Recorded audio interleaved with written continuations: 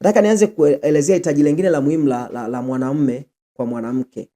As long as mtu ni mwanaume kuna hitaji anahitaji. Hitaji lingine analohitaji tunasema ni domestic support. Domestic support. Domestic support. Hallelujah. Domestic nini? Support. Sasa nikisema domestic support, ukweli kabisa ni kwamba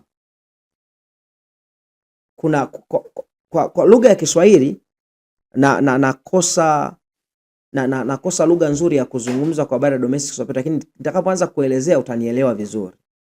Kwa nini? Na hapa tunazungumzia kwa habari ya nyumba ambayo kuna namna ambavyo mwanamke anapaswa kuifanya nyumba na mume wake iwe. Mazingira ya nyumbani kwake kuna namna yanapaswa kuwepo.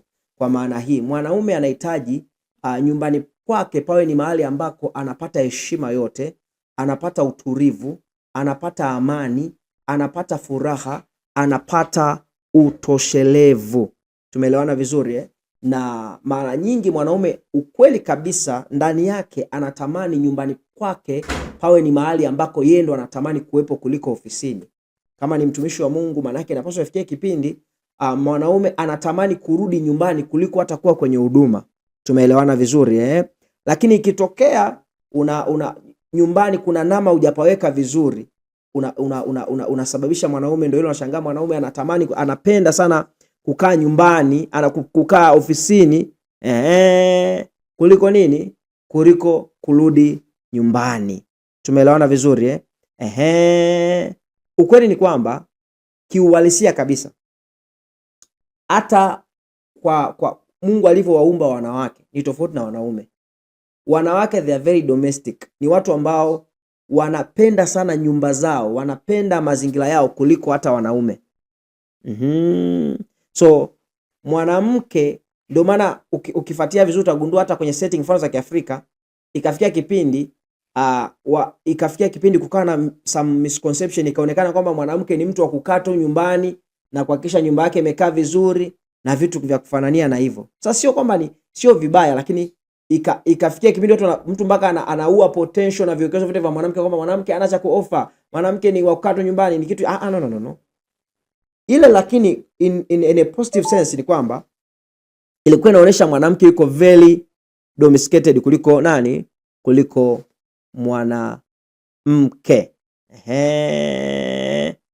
Sasa ukweli ni kwamba bila kujali mwanamke anafanya kitu gani, bila kujali mwanamke ana ambition gani, ana vitu gani, lakini moja kati ya eneo ambalo anapaswa kuwa nalo sensitive kama anataka mume wake amfurahie na mume wake amtimizie mahitaji yake, ni lazima asipuuze nafasi ya nyumbani kwake anakuwekaje, nyumbani kwake kumekaaje.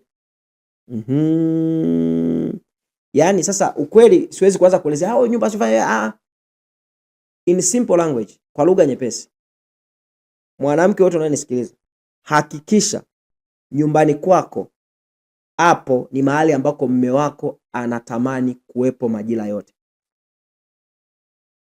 Nimeeleweka vizuri? Yaani hakikisha atmosphere ya hapo nyumbani ni kivutio cha mume wako kurudi nyumbani.